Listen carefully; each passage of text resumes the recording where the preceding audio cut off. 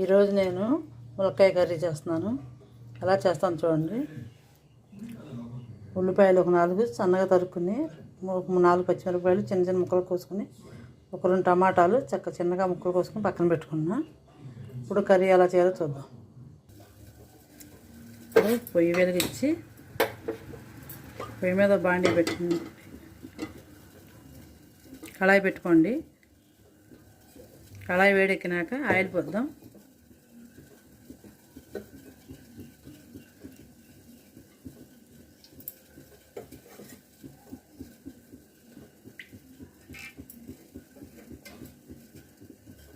మూడు గంటల ఆయిల్ పోసాను.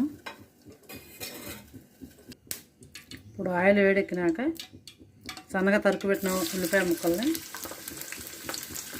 మొత్తం వేసేద్దాం.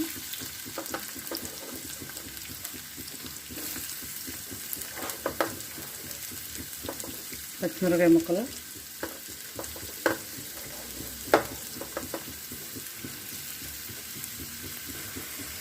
ఇప్పుడు దీంట్లో తగినంత కొంచెం చిటికెడు పసుపు, తగినంత సాల్ట్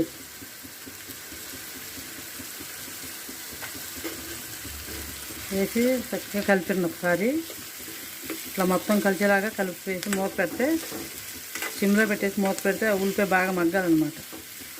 2 నిమిషాలకి మనం 2 నిమిషాలు మగ్గనిద్దాం. ఇప్పుడు ఇది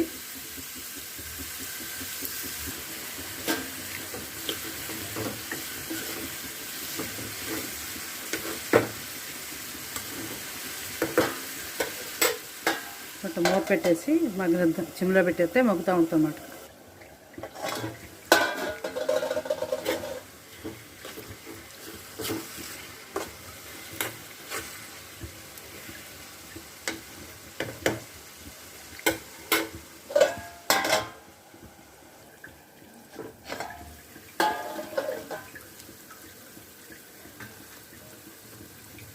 సగం మగ్గింది కదా ఉల్లిపాయ. ఇప్పుడు ములక్కాయ ముక్కలు వేసుకోవాలన్నమాట. ఉల్లిపాయతో పాటు ములక్కాయ కూడా మగ్గితే బాగుంటుంది, లేదంటే కాయ ఉడకదనమాట. ఇట్లా మగ్గితేనే బాగుంటుంది. రెండు కలిపి కలిపి మూత పెట్టి ఇందులో మగ్గనిద్దాం.